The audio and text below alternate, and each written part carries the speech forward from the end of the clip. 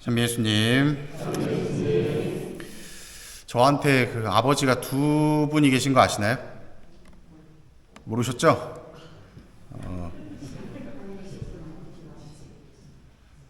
비슷한데 좀 달라요. 집에 계신 아버지는 맞고요. 한 분은 제가 사제 서품을 받을 때, 사제가 될 때 추천을 해주신 신부님을 아버지 신부님이라고 이야기를 하십니다. 근데 그 아버지 신부님도 우리 자매님 말씀하신 것처럼 하느님 곁에 계시기는 해요. 돌아가셨기 때문에. 제가 고등학교 2학년 때 원래 살던 동네가 있었는데 거기는 이제 이 송현 성당이라고 하는 곳이었어요. 그러다가 고2 말인가 고3 총가 집이 이사를 가면서 이 송탄 성당이라고 하는 곳으로 전입을 갔습니다. 그래서 거기에 이제 전입을 하고 나서 얼마 뒤에 바로 한 6월 달쯤인가에 갑작스러운 인사이동으로 주임 신부님이 바뀌셨어요. 그 전에 계셨던 주임 신부님은 이 최경남 신부님이라는 분이신데 혹시 아시나요? 우리 훌륭하신 신부님 계십니다. 굉장히 정이 많으시고 일도 잘하시고 그리고 교구에서 지금 또 큰 일을 맡고 계시는 분이신데 그분이 계실 때에 신학교를 갔으면은 제가 조금 더 사랑이 넘치지 않았을까 싶은데 가시고 나서 이제 제 아버지 신부님이신 분이 오셨죠. 최재필 신부님이신데 지금은 선종하고 안 계십니다. 오셨는데 오실 때부터 이제 인사이동 발표가 나와서 소문이 돌았어요. 호랑이 신부님이다. 뭐 엄청 무섭다. 뭐 무섭고 뭐 그런 것도 다 좋은데 술을 그렇게 드신다더라. 그런 소문들이 난 거죠. 그때는 이제 제가 고등학교 3학년 때 학교 다닐 때니까 별 감흥이 없었어요. 그러다가 이제 신학교를 입학을 하고 첫 방학을 맞이하는 그 순간에 이제 깨닫게 됐습니다. 첫 방학 때에 제가 이제 막내로 신학교를 들어갔고 제 위로 그 당시에 본당에 저 포함해서 7명의 신학생이 있었거든요. 그 중에 2명이 군대가 있었고 5명의 방학 때 신학생들이 다 있었어요. 1학년 저 위에 2학년 그리고 대학원 1학년 둘, 대학원 2학년 하나 이렇게 있었는데 뭐 저는 막내니까 뭐 특별히 뭐 할 게 없죠. 그냥 눈치 보면서 그냥 예 이것만 하면 됐었고 근데 너무 힘들었던 것 중에 하나가 무엇이었냐면 저의 신학교 방학 생활은 집에서 밥을 먹거나 잔 적이 거의 없어요. 항상 성당에 예전에 사제관으로 쓰던 교육관이 있었는데 거기서 신학생들끼리 5명이서 먹고 자고를 계속 같이 했었습니다. 방학 내내. 그래서 아침에 8시 반이 되면 사제관에 올라가서 신부님께 이제 문안 인사를 드리고 그러면서 한 1시간 반가량을 신부님이랑 차를 한잔 하면서 뭐 이런저런 이제 이야기를 하는 거죠.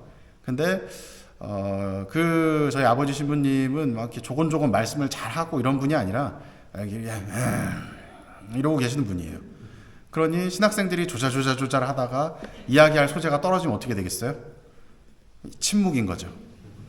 근데 그게 뭐 한 번, 2번이면 상관없는데 매일을 보다 보니까 특별할 거 없는 하루하루가 반복되다 보면 할 말도 없고 그러면 그 침묵스러움이 계속되고 그러면 한마디 하시는 거죠. 에휴 비응신들 내려가 이러면 이제 예전 사제관으로 썼는데 내려가서 TV 보다가 점심때쯤 되면 전화가 와요. 식사하러 오세요 학사님들. 그러면 이제 올라가서 밥 먹고 그리고 신부님하고 또 밥 먹고 나서 한 1시간 정도 또 티타임을 가져요. 그럼 할 얘기가 있어요 없어요? 없죠. 그러면 또 있다가 뭐라 그래요? 피응신 내려가. 그러면 내려가 있다가 저녁에 미사가 있거나 하면 저녁 미사 참례하고 없으면 그때서야 이제 자유시간이에요.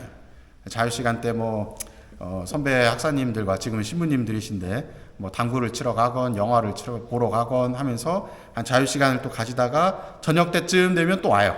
한 3-4시간 밖에 있다가 아니면 사제관에 있다가 그러면 또 와서 또 뭐예요? 학사님들 식사하러 오세요. 또 올라가요. 또 밥 먹죠. 밥 먹으면서 또 무슨 얘기예요? 뚝딱 그냥 수저이 움직이는 소리밖에 안 나죠.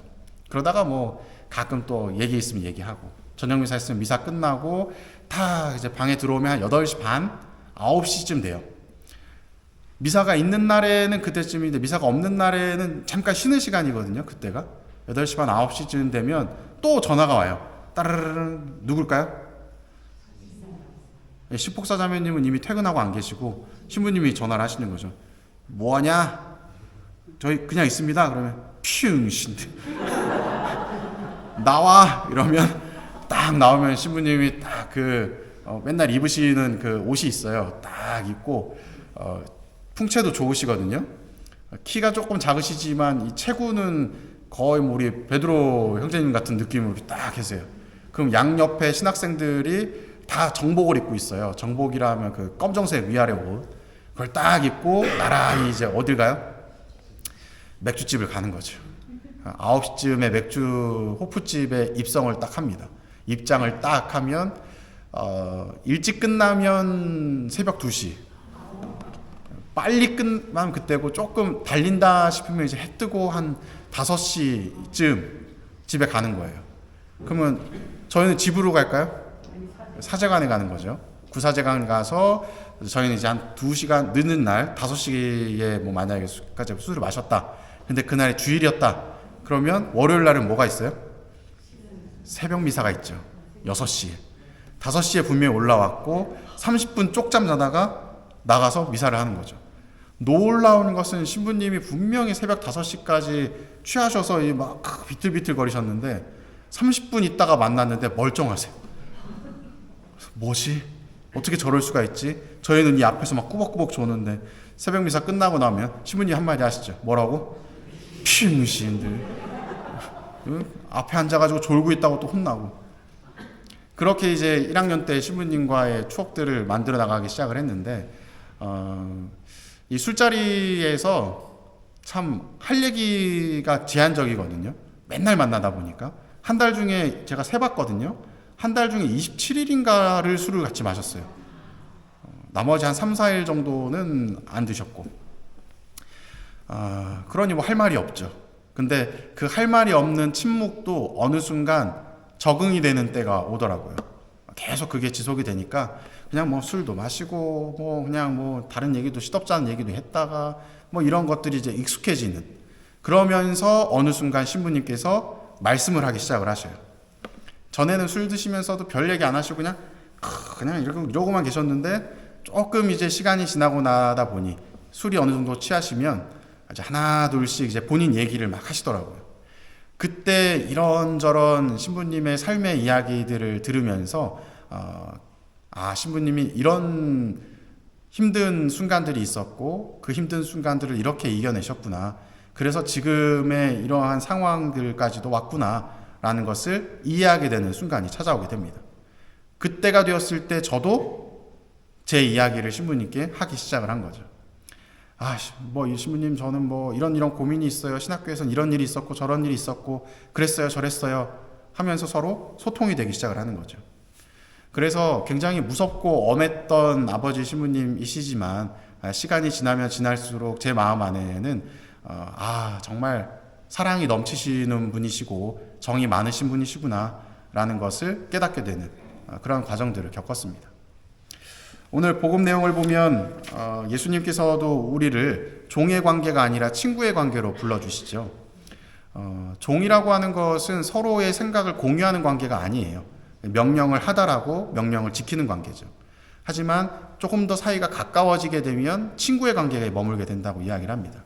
친구는 서로의 비밀을 털어놓을 수 있는 관계죠. 그 관계로 초대를 해주시는 것이 바로 예수님이시다. 근데 조건이 있어요. 무슨 조건이 있죠? 사랑하라는 조건인 것이죠. 그 사랑하라는 조건만 잘 지킨다면 예수님과 우리는 서로 막역하게 이런저런 이야기를 조곤조곤 풀어낼 수 있는 관계로까지 발전할 수 있다는 겁니다.